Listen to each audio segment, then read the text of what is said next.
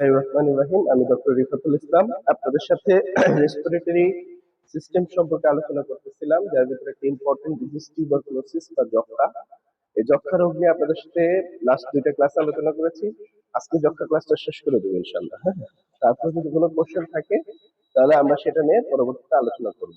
যক্ষ্মার ভিতরে আমরা বিগত ক্লাসগুলোতে পড়েছিলাম কি কি, যে যক্ষ্মা কাকে বলে, হ্যাঁ, কি জীবাণু দেওয়া হয়, কি কি জীবাণু দেওয়া হয়, মানে কোন কোন শ্রেণীর লোকদের বেশি হয়, এগুলো নিয়ে আলোচনা করছি। সিমটম, সাইন, কি কি সিমটমস নিয়ে আসে রোগী, ডাক্তার কি কি সাইন দেখে বোঝে যে তার যক্ষ্মা হয়েছে, এগুলো।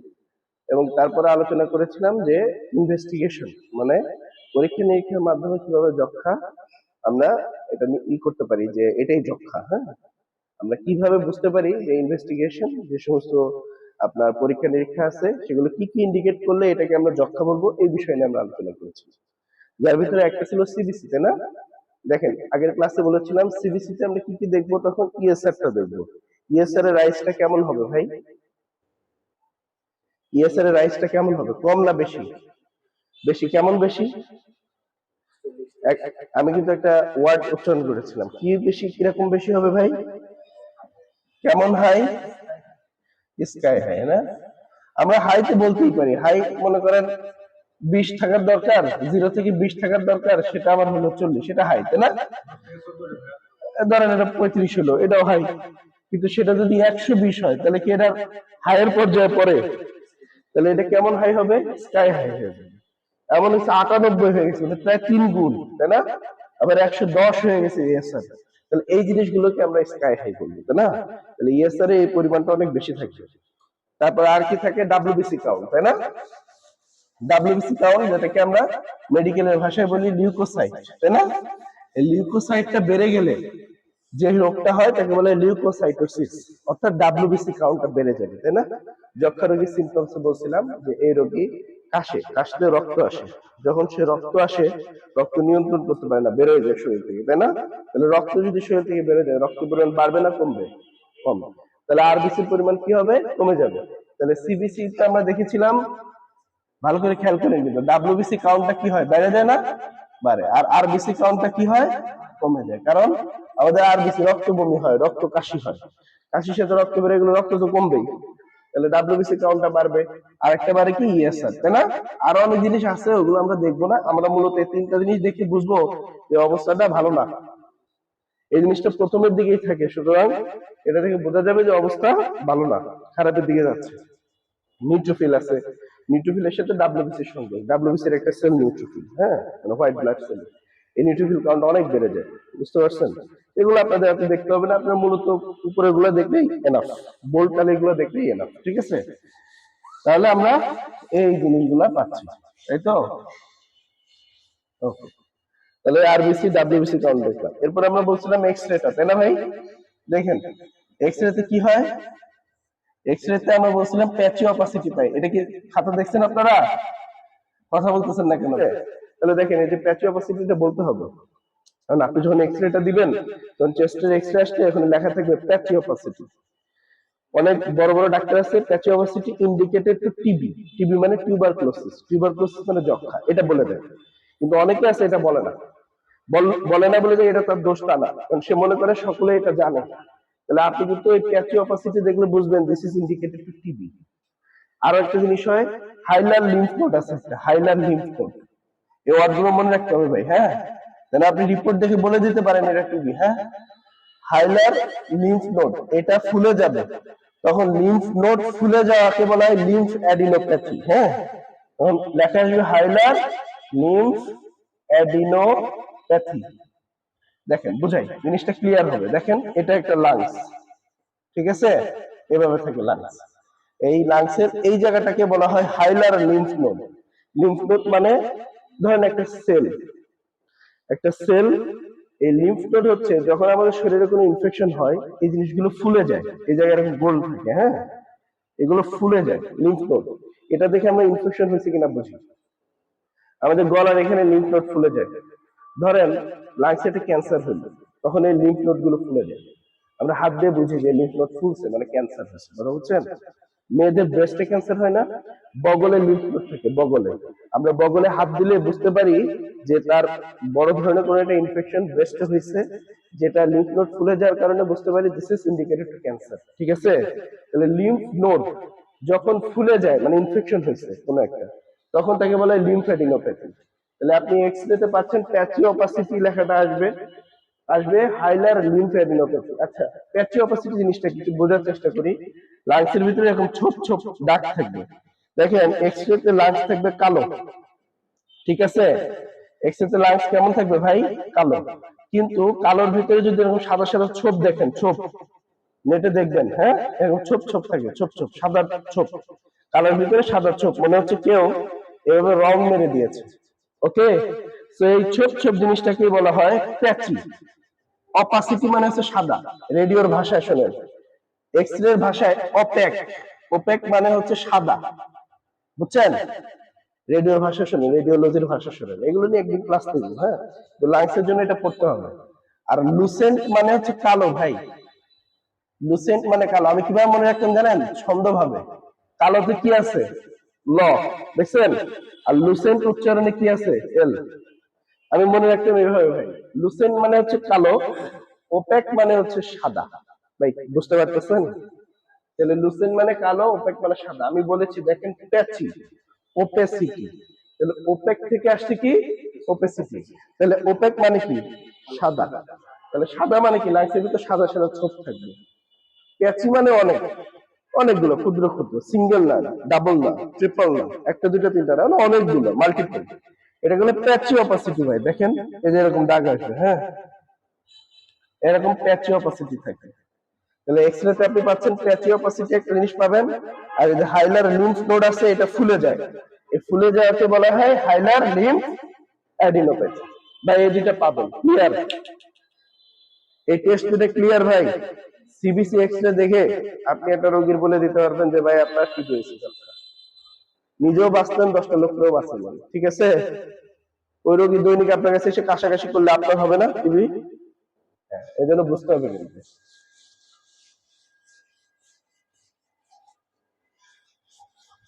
বুঝছেন, বুঝছেন ভাই। আচ্ছা, এবার আরেকটা পরীক্ষা আছে যেটাকে বলে মন্টক্স টেস্ট, বানানটা হবে, উচ্চারণ হবে মন্টক্স, কিন্তু বানানটা হবে ম্যানটক্স। এর আরেকটা নাম আছে টিউবারকুলিন টেস্ট, টিউবারকুলিন টেস্ট। ভাই বুঝছি, হ্যাঁ, তাহলে ম্যানটক্স টেস্ট, যার আরেক নাম হচ্ছে টিউবারকুলিন টেস্ট। কি হয়, খুব ইন্টারেস্টিং। রোগী আসবে আপনার কাছে, আপনি তাকে এই টেস্টটা লিখে দিবেন, এবার রোগী টেস্টটা করতে যাবে, করতে গেলে তার কাছে হাতটা বলবে, হাতটা বাড়াই দেন।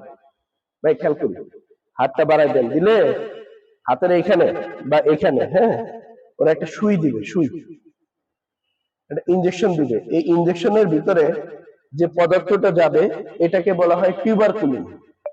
একটা হরমোন দিবে, হরমোন কি দিবে, হরমোন ইনজেকশনের মাধ্যমে শরীরের ভিতরে প্রবেশ করাই দিবে। কি কথা বুঝছেন ভাই, তাহলে হরমোন ভিতরে পুশ করে দিবে, দিলে দেওয়ার পর ওরা বলবে কি এরকম একটা গোল আকার দিবে, গোলের সাইজটা 5 থেকে 20 মিলিমিটারের ভিতরে থাকবে। ভালো করে বুঝেন, এগুলো ছবি আঁকেন, ছবি আঁকেন, ছবি আঁকেন, এটা লাগবে ভাই। তাহলে এখানে একটা ইনজেকশন দিয়ে ওরা একটা গোল আঁকাই দিবে, গোলটা হবে 5 to 20 মিলিমিটারের ভিতরে। এবার রোগীকে বলবে আপনি 3 দিন পর আবার আসবেন আমাদের কাছে। কয়দিন পর, 3 দিন। এটা কিন্তু একটা টেস্ট ভাই, হ্যাঁ। তাহলে কি করলো, ফার্স্টে এখানে একটা সুই দিল, ইনজেকশন, ইনজেকশন দেওয়ার পর সাইজটা 5 থেকে 20 মিলিমিটার। এমত অবস্থা তাকে বলবে আপনি 3 দিন পর এসে আমাদের সাথে একটু দেখা করবেন। ঠিক আছে, 3 দিন পরে এই যে ইনজেকশনের সুইটা যে জায়গাটা দেয়, ওই জায়গাটা একটু লাল থাকে না ভাই, এই এখানে একটা সুই দিচ্ছে, আমরা কালো মানুষ হিসাব আলাদা, এই যে ফর্সা ভাইটা, ওনার যদি একটা সুই দেয় এই জায়গাটা লাল হয়ে যাবে না, মনে করেন এরকম লাল হয়েছে, এই জায়গাটা সুই দিছিল, হ্যাঁ এই লালটা আমি যে মার্জিনটা এঁকে দিলাম, এই যে ধরেন এই মার্কার পেন দিয়ে যেদিন সুই দিছিলাম, তাই না, সেদিন কিন্তু 5 to 20 মিলিমিটারের মার্কার দিয়ে একটা মার্কিং করে দিছিলাম, ওই যে জায়গায় সুই দিছে ওই জায়গা তো লাল হয়েছিল, তাই না, এই লালের সাইজ যদি এই 20 মিলিমিটার যেটা আছে এর চেয়ে বেশি বড় হয়ে যায়, এইরকম বড় সাইজ হয়ে যায়, মানে যেটুক মার্কার দিয়ে আঁকাইছিলাম তাকে ছাড়াই উপরে আরো বড় এরিয়া ধরে হাতের ভিতরে লাল হয়ে গেছে পুরো এরিয়া ধরে, এই যদি অবস্থা তাহলে সেটা পজিটিভ। কি পজিটিভ? ওইটাকে বলবো tuberculin test positive, Mantoux test positive. মানে পজিটিভ মানে কি তার শরীরে টিবি আছে, টিবি পজিটিভ হয়েছে, বুঝছেন? এই কি বুঝছেন? আমি এটা পরের দিন জিজ্ঞেস করবো, সত্যি জিজ্ঞেস করবো। ভাই পরীক্ষার ব্যবস্থা করা যায় না? এই যে ইনপুট দিচ্ছি আউটপুট তো আসে না কিছু, এর পরীক্ষা নিতে হবে, নাহলে এগুলো তো মনে থাকবে না, এত কষ্ট করে পড়াই ভাই। মনে করেন যে হাতের ভিতরে সুই দিছি, তারপরে 5 to 20 মিলিমিটার পরিমাণ জায়গা দিয়ে আমরা একটা কি দিয়েছি, গোল গোল দিয়েছি মার্কার দিয়ে। সুই যেহেতু এখানে আমি দিছি সেখানে একটু লাল হয়েছিল, এবার তাকে 3 দিন পর আসতে বলবো। 3 দিন পর আসার পর যদি দেখি এই লালটা এইটুকু কি আছে, এই যে মার্কার দিয়ে দাগ দিয়েছিলাম এর বাইরে যায় নাই, তাহলে এটা নেগেটিভ, তাহলে টিবি হয় না। ঠিক আছে? আপনি নিশ্চিন্ত টিবি তার হওয়ার পসিবিলিটি নাই। কিন্তু যখন দেখবেন সে মার্কার ছাড়াই বাইরে এরকম বড় স্পেস ধরে লাল হয়ে গেছে, অর্থাৎ 20 মিলিমিটারের বেশি স্থান দখল করেছে লাল অংশটা, তার মানে কি শরীরে এই জীবাণুটা আছে, তার মানে এটা পজিটিভ। পজিটিভ মানে শরীরে কি আছে ভাই? টিবি আছে। এটা বুঝছেন? বুঝবে? Thank you.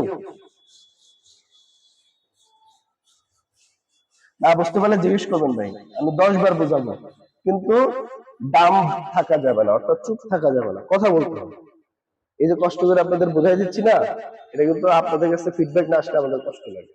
আচ্ছা দেখেন, তাহলে আমরা কি কি করলাম? সিবিসি করলাম, এক্স রে করলাম, মন্টক্স টেস্ট করলাম, আরো কিছু পরীক্ষা আছে, sputum for acid fast bacilli. Sputum মানে হচ্ছে কফ, হ্যাঁ, এটা পরীক্ষা। অ্যাসিড ফাস্ট ব্যাসিলাই মানে এই টিবি জীবাণুকে বলা হয় অ্যাসিড ফাস্ট ব্যাসিলাই, একটা জীবাণু, হ্যাঁ। স্পুটাম কফ পরীক্ষা করে না, আপনি কফ পরীক্ষা করে আসবেন, বলেন না এটা? টিবি রোগীকে কি বলেন? কফ পরীক্ষা করবেন, থুতু পরীক্ষা করবেন, কফ আসে কফ, এই কফটা সে দিয়ে আসবে।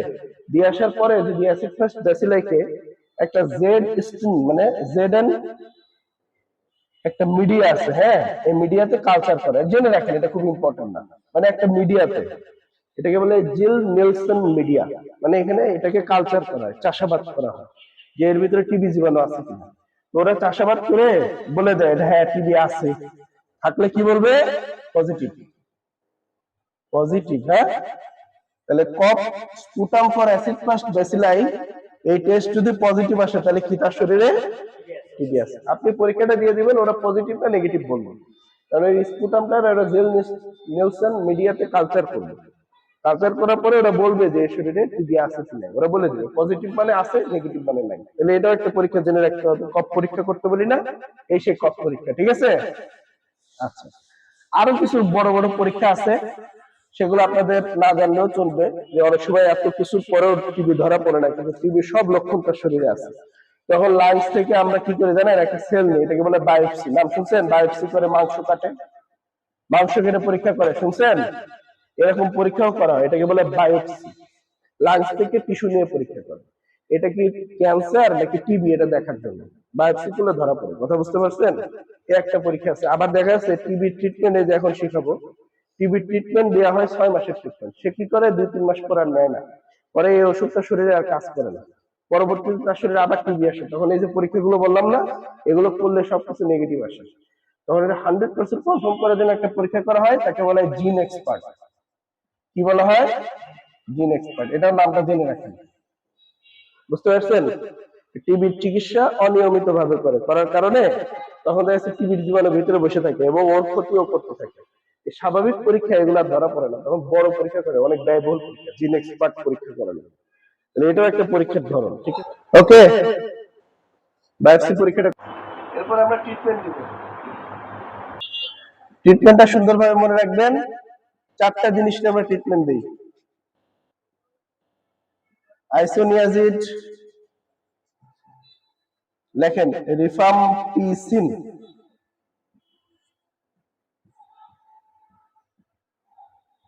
পাইরাজিনামাইড, আরেকটা হচ্ছে ইথামবিউটন।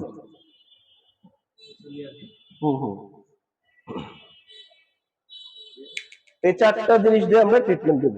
ট্রিটমেন্ট শিখলেই টিবি ট্রিটমেন্ট শেষ, কথা বুঝছেন? ভালো করে দেখেন ট্রিটমেন্ট কি কি দিয়ে দিব, আইসোনিয়াজিড, রিফাম্পিসিন, পাইরাজিন, এই চারটা পদার্থ দিয়ে আমরা ট্রিটমেন্টটা দিব। ঠিক আছে,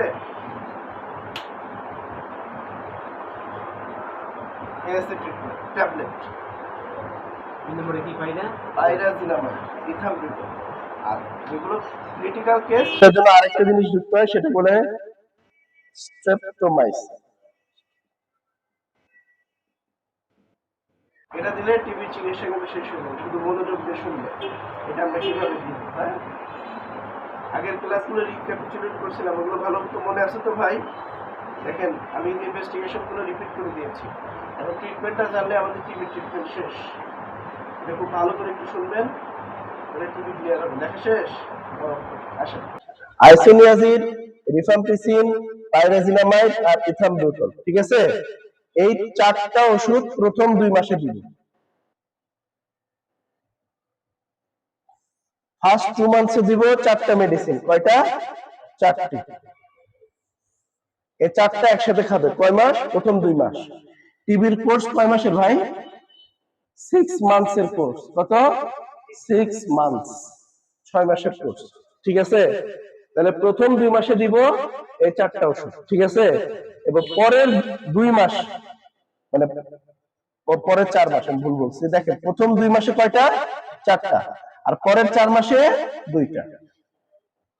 ঠিক আছে, সুন্দর না?